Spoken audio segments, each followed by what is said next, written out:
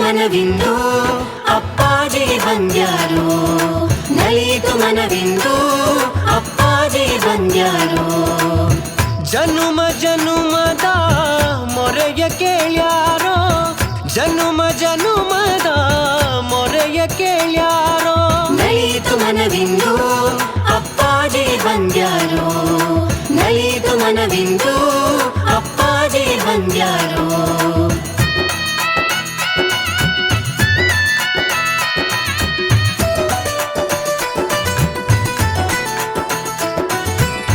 ನಯನವು ತಣಿಯಿತು ಗುರು ರೂಪ ಕಾಣುತ್ತಾ, ನಾಲಿಗೆ ಸವಿಯಿತು ಗುರುನಾಮದಮೃತ.